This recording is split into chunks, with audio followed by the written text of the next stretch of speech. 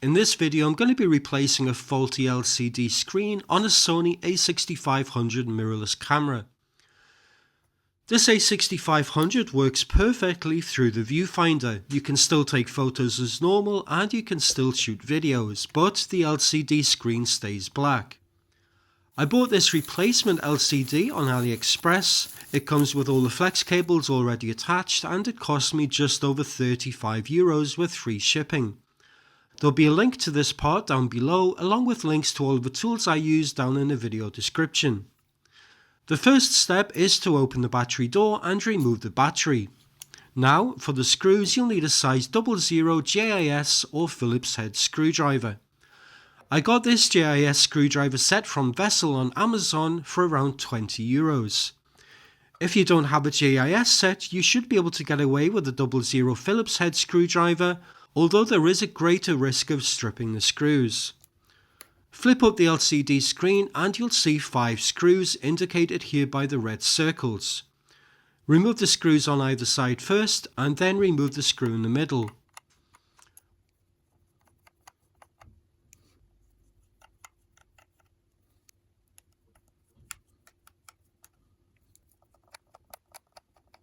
With those screws gone, you'll see that the screen is still attached to the camera body by this black ribbon cable.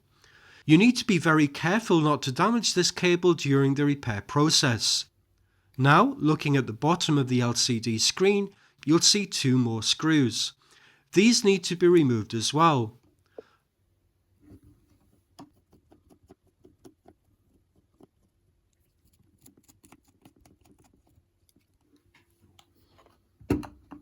After removing those 2 screws, carefully lower the screen back down to close the hinge.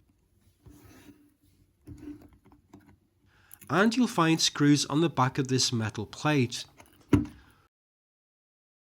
Remove these screws while securing the camera and screen with your other hand so as not to damage the ribbon cable. After removing those screws, turn the camera around again and open up the hinge by holding onto the lower part with one hand while lifting up the screen with your other hand.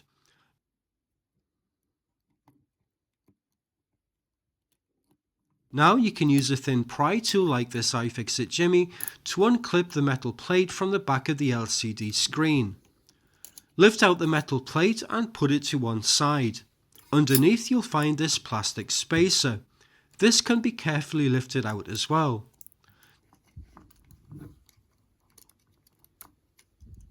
Now close the screen down again, turn the camera around, and you'll find a smaller plastic spacer on the other side. This can be lifted out as well. Rotate the screen back up again, and on the back you'll see these 3 flex cables, which need to be detached from the connectors on the PCB. The smaller top flex cable can just be slid back straight out of its connector parallel to the board using your fingers. The one below it can be slowly walked back out of its connector using a pair of tweezers. And the large flex connector can be removed using tweezers too, since there isn't enough room to use your fingers because most of the cable is covered by the metal frame.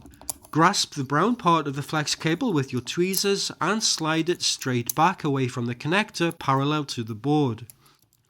With those cables detached, you can feed the cables through the hole on the metal frame and separate the LCD bezel from the rest of the camera.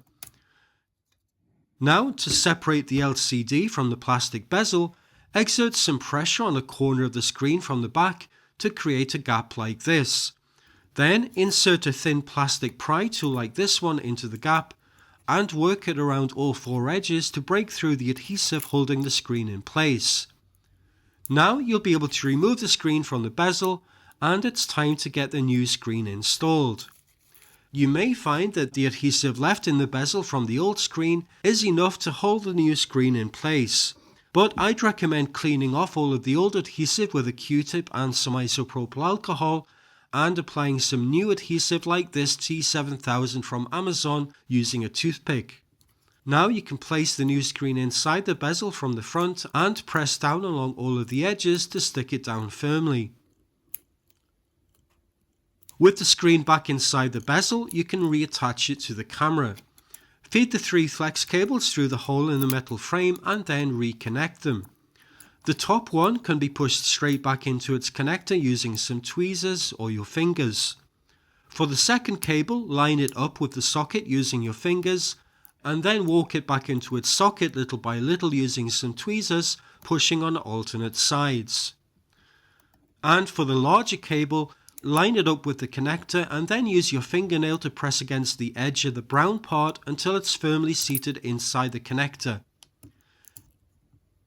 Now, with the 3 cables reconnected, before I do anything else, I just want to make sure that the screen is working.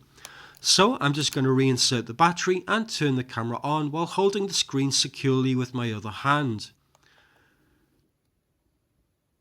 Now that we know the screen's working okay, we can finish the rest of the reassembly.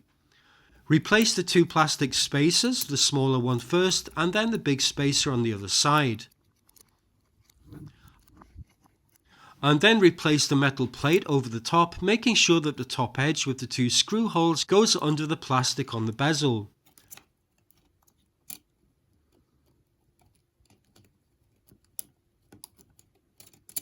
And now I'm just going to turn the camera around, fold down the hinge and then replace these 2 screws on the back to hold the metal plate in place.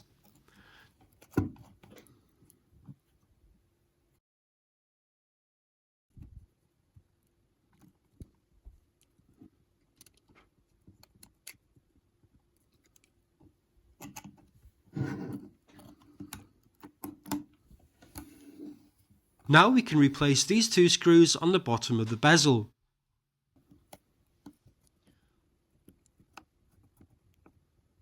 And finally, rotate the hinge back up and replace these 5 screws along the bottom.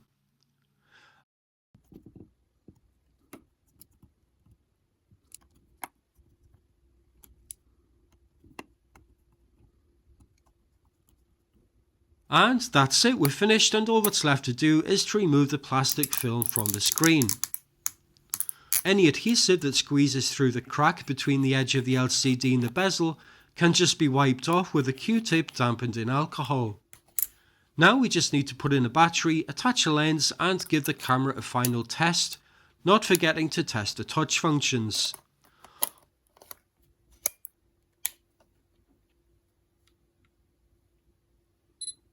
Overall, this was a very simple repair to do. It probably took about 20 minutes from start to finish, and the total cost was under €40, including the new screen and the adhesive.